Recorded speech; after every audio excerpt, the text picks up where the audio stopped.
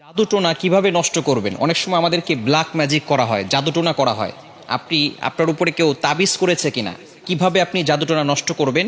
কারো কাছে যেতে হবে না, আপনি ঘরে বসেই নিজে নিজে এই জাদুটে নষ্ট করতে পারবেন। বিশেষ করে আমাদেরকে সতর্ক থাকতে হবে। অনেক সময় আমরা বিভিন্ন মানুষের কাছে যাই এবং আমরা সেখানে গিয়ে বলি, আমাকে একটু হাজিরা করে দেখেন যে আমার ভিতরে কোনো জিন আছে কিনা। তারা তো ঠিকই, যদি জিন নাও থাকে আপনার উপরে জিন একটা চালান করে দিবে, এরপরে আপনার কাছ থেকে বারবার এই জিনের মাধ্যমে ডিস্টার্ব করিয়ে আপনার কাছ থেকে টাকা খাবে। এজন্য আপনি কারো কাছে যাবেন না, নিজে ঘরে বসেই আপনি আপনার জাদুটোনা দূর করতে পারবেন, জাদুটাকে নষ্ট করে দিতে পারবেন। বর্তমান সমাজে ম্যাক্সিমাম সময় দেখা যাচ্ছে যে আত্মীয় স্বজন, একেবারে কাছের মানুষগুলো আপনাকে জাদুটোনা করে আপনার জীবনটাকে নষ্ট করে ফেলবে। অনেক সময় দেখবেন কিভাবে বুঝবেন? আপনি অনেক সময় অসুস্থ হয়ে পড়ছেন, কিছুই ভালো লাগে না, ঘরে ভালো লাগে না, দোকানে ভালো লাগে না, ব্যবসায়িক প্রতিষ্ঠানে ভালো লাগে না, অথবা ব্যবসায় বারবার লস হয়ে যাচ্ছে, অথবা সংসারে কোনো শান্তি নাই, স্বামী স্ত্রীর ভিতরে ঝগড়া হচ্ছে, অথবা কোনো মেয়ের বিয়ে হচ্ছে না। এই ধরনের কারণগুলো হচ্ছে ব্ল্যাক ম্যাজিক করা, জাদুটোনা করা। এটা হচ্ছে তার লক্ষণ। জাদুটোনা করেছে কিনা তার লক্ষণ হচ্ছে বারবার অসুস্থ হয়ে যাওয়া, বিভিন্নভাবে আপনি অসুস্থ হয়ে পড়ছেন। মেয়েটার বিয়ে হচ্ছে না, বারবার পাত্র আসে, দেখে সব কিছু ঠিকঠাক থাকে, যেদিন বিয়ে ডেট দিবে তার কিছুদিন আগে বলে বিয়ে করব না। এরকম অনেকে হয়, অনেকে আমাদের কাছে ফোন দিয়ে বলে। এটা হচ্ছে ব্ল্যাক ম্যাজিক, জাদুটোনার একটি অন্যতম লক্ষণ। এরকম লক্ষণ যদি আপনার ভিতরে থেকে থাকে, তাহলে আপনি জাদুটোনা কিভাবে নষ্ট করবেন আজকে বলে দেব। আপনারা খুব সুন্দর করে প্র্যাকটিক্যালি দেখাবো ইনশাল্লাহ।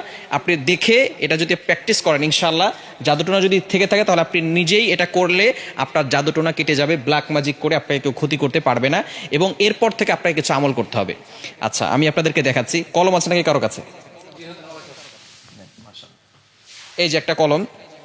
সর্বপ্রথম আপনি যে কাজটা করবেন, প্রথমে অজু করবেন। অজু করে আপনি সূরাতুল ফাতিহা একবার পড়বেন, সূরা ফালাক একবার পড়বেন, সূরা নাস একবার পড়বেন, সূরা ইখলাস একবার পড়বেন। এরপরে আয়াতুল কুরসি পড়বেন। প্রথমে সূরা ফাতিহা একবার, এরপরে সূরা ফালাক একবার, সূরা নাস একবার, এরপরে সূরা ইখলাস একবার, আয়াতুল কুরসি একবার। এটা পড়ার পরে এরপরে আপনি একটা চেয়ারে বসবেন।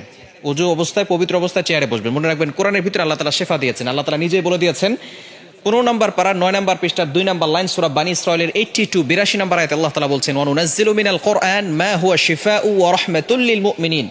আমি আল্লাহ তাআলা মুমিনদের জন্য কোরআনটা শেফা স্বরূপ নাজিল করে দিয়েছি।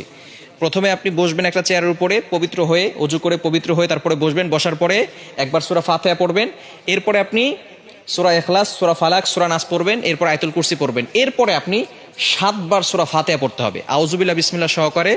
এই যে একটা ছুরি নেবেন ডান হাতে, এটা আমি পেন দিয়ে দেখাচ্ছি, আপনি একটা ছুরি নেবেন। ডান হাতে একটা ছুরি নিয়ে আপনি মাথার উপরে রাখবেন, এভাবে রেখে আউযুবিল্লাহ বিসমিল্লাহ সহকারে সূরা ফাতিহা পড়বেন। পড়ে আপনি ছুরিতে ফু দিবেন। ছুরিতে ফু দেওয়ার পরে এরপরে ছুরিটা শরীরের সাথে টাচ করবেন না। টাচ না করে আপনি একেবারে সোজা কপাল থেকে নাক বরাবর, বুক বরাবর, 2 পায়ের মাঝখানে রাখবেন। আপনি বসে আছেন, বসে থাকার পরে আপনি একটা ছুরি হাতে নেবেন। প্রথমে পবিত্র হলেন, সূরা ফাতিহা পড়লেন, ইখলাস পড়লেন, ফালাক পড়লেন, নাস পড়লেন, আয়াতুল কুরসি পড়লেন।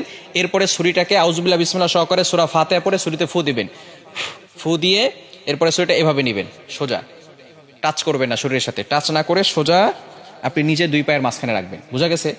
এভাবে একবার করলেন। আবারও আউযুবিল্লাহ বিসমিল্লাহ সহকারে সূরা ফাতিহা পড়বেন, শুধু সূরা ফাতিহা পড়ে ছুরিতে ফু দিবেন। ফু দিয়ে আপনি এটাকে সোজা নিয়ে যাবেন ইনশাআল্লাহ।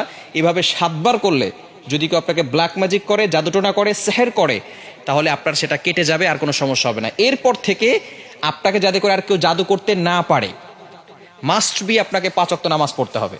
এবং কেউ যাতে করে জাদু করে, তাবিজ করে আপনাকে কোনো ক্ষতি করতে না পারে, 5 ওয়াক্ত নামাজ পড়ে আয়াতুল কুরসি, 4 কুল, সূরা বাকারা শেষ 2 আয়াত, এগুলো পড়ে বুকে ফু দিবেন এবং হাতে ফু দিয়ে পুরো শরীরকে মাসাজ করে দিবেন। ইনশাআল্লাহ আপনার শরীর বন্ধ থাকবে, এবং রাতের বেলা ঘুমানোর সময় অজু করে ঘুমাবেন, এই আমল করে শরীর বন্ধ করে ঘুমাবেন। ইনশাআল্লাহ দুনিয়ার কোনো শক্তি আপনাকে কোনো ক্ষতি করতে পারবে না।